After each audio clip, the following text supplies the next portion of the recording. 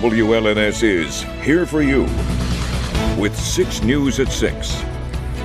Some schools closed today because of the weather and some stayed open. So who makes the call and how do they decide? It's our top story at 6. Thank you for joining us. I'm Siobhan Klepfer. And I'm Sherry Jones. This time of year, school closings are expected to happen. But have you ever wondered how the decision is made ultimately? Yeah, well, our Rachel Ramsey spoke with some schools around the area to find out. So Rachel, what did you learn?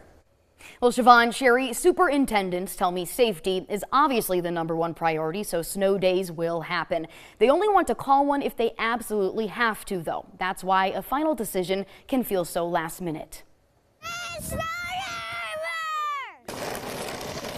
What kid doesn't love a snow day? A chance to sleep in, hang out with friends, and get an extra break. And for Juliana and Landon Hayes, it means starting a snow shoveling business. I just make money in doing it, and I like having fun doing it. There's no sleeping in for superintendents, though. Bill Barnes made the decision to close Grand Ledge Public Schools today. By 4 a.m., he and his team were on the road to see what the conditions were like. We'll stay on the roads till 5:15 when we make that decision because Michigan weather can change so fast. He says every day is different, but having done this before, the experience helps him make the decision. We have pretty specific roads that we know if they're bad, then it's going to be bad. When the afternoon rolls around, sometimes the snow starts to melt, and you might find yourself asking, why did we have a snow day in the first place? Well, it's because it's the mornings that matter. I'm told the biggest factors to consider are if students can stand outside safely and if bus drivers and teens can drive on the roads safely. Wind chill and temperatures are factors to consider as well. The National Weather Service offers up information to assist with that. I monitored the forecast closely,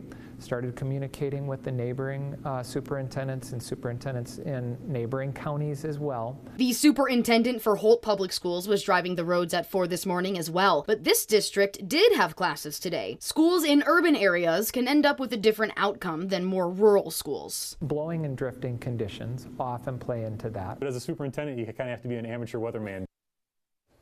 Making the call for a snow day isn't an exact science, but the superintendents I spoke with put a lot of work into making sure they have all of the information they need to make an educated decision. 6 snow days are allowed by the state each year. Back to you. Thank you, Rachel. It's not only school closing season, it's respiratory disease season. And Michigan is seeing a significant increase in cases of pertussis, which we also know as whooping cough. And that's why health officials are urging families to make sure they're up to date on their vaccinations. Pertussis begins with mild cold-like symptoms, but it can lead to severe coughing fits that last for weeks, even months. It's especially deadly for children, and more than half of infants who get whooping cough require hospitalization. Health experts emphasize it can be prevented with vaccination. They also urge families to get updated vaccines for other contagious diseases like RSV, the flu, and COVID-19. Tonight, 2 people are facing criminal charges after police in Eaton Rapids got a call about a man who was handcuffed and assaulted in a local home. That call came in just after 4 o'clock this morning.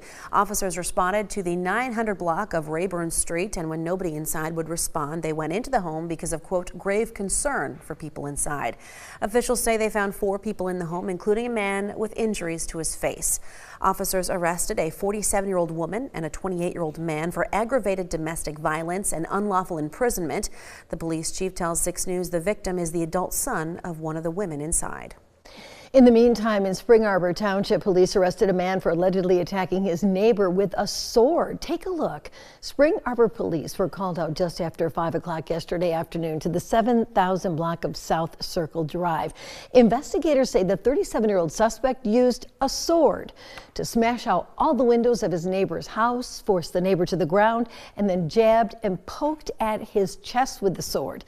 The suspect was on his own porch when police arrived. He then retreated inside before officers went in to arrest him.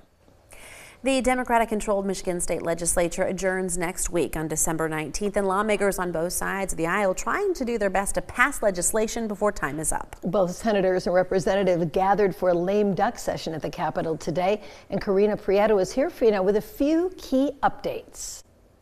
Yeah, Sherry and Siobhan, that's right. Today's agenda was full of last-minute pushes for both Democrats and Republicans. One of the biggest discussions on the House floor today will be about a bill that prohibits life without parole sentences for people 18 and under. I spoke with lawmakers who oppose this bill, and they say it could be a threat to public safety. I really see people sitting in prison for a long time and they feel bad and they feel like the people have rehabilitated and need a second chance. I completely understand that and I'm empathetic, but there also has to be some accountability. Ethan Crumbley murdered 4 people in cold blood. Those people didn't deserve to die. He deserves some accountability for his actions. A court will say life in prison at some point, and I don't want to see him out in 20 years. I feel like that's an insult to the community. Also up for vote today, a bill that would make the governor's office and legislature no longer exempt from the Freedom of Information Act. Michigan is currently one of 2 states where the governor's office is exempt from FOIA requests. Representatives will also be voting on a bill aiming to remove civil liability protections for firearm manufacturers, which sponsors hope will push the gun industry towards more responsible practices. Now, these are just a few of the dozens of bills up for discussion. 6 News will keep you updated on air, online at WLNS.com, and through our 6 News app as decisions are made. Sherry and Siobhan, back to you.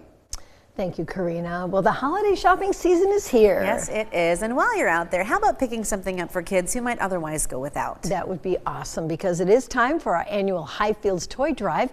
And we're looking for new unwrapped toys, books, or clothing. And we will take anything for infants through 18-year-olds. You can drop off your donation right here at the WLNS TV6 studios in Lansing or at any participating Ford dealerships. And that toy drive got a big boost today thanks to the United Auto Workers Local 602 retirees.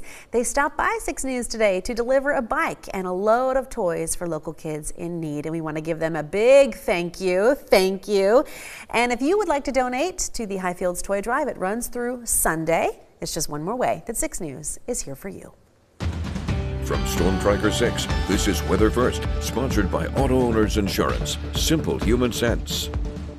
We have a nice fresh blanket of snow on the ground across mid-Michigan, helping to just highlight some of the holiday light displays that we have across the area. Speaking of, the winner of today's competition is Jody Griffin from over in Bath. Of course, you can see those beautiful holiday lights only highlighted by that fresh round of snow that we have on the ground. Remember, there still is a lot of time for you to submit your pictures into the contest, which will end on Christmas Day. To do so, just go to our website, WLNS.com/holiday-lights.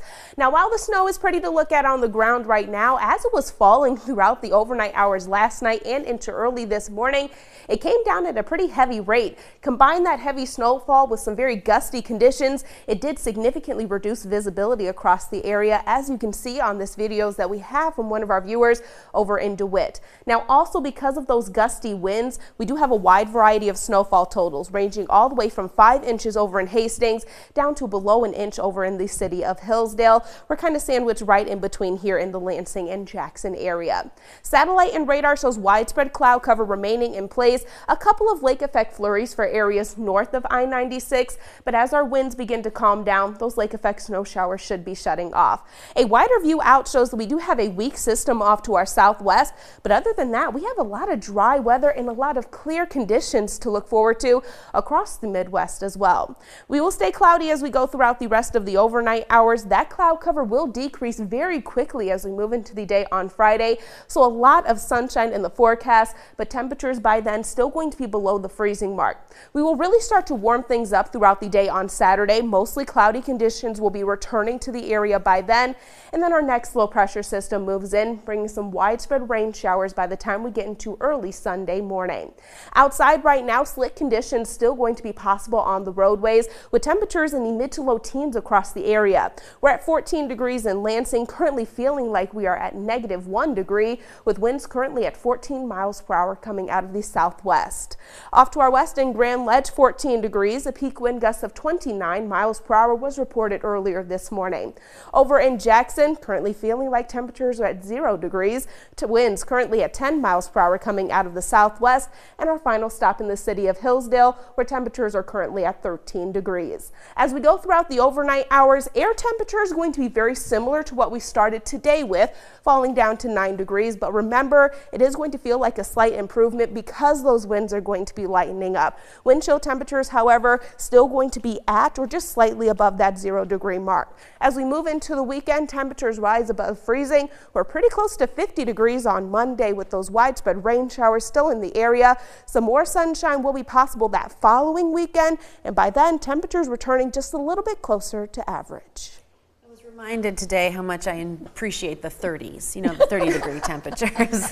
Yeah, you know, after we deal with the 50s, 30s a little bit harsh, but now that's what we're wishing for here. Yeah, you're not wrong in that when you see 9 and 12. Yeah, 30 is a big improvement from that. All right, thanks, Kendall. Well, 6 News did bring back one of our favorite holiday traditions, and we need your help. Yes, we want to recognize remarkable women here in mid-Michigan who are making a difference for their families and the community. That's right. To make a submission, just click on the Remarkable Women section of our website, WLNS.com, and tell us all about the remarkable woman in your life. We will pick 4 women and then profile them during Women's History Month in March.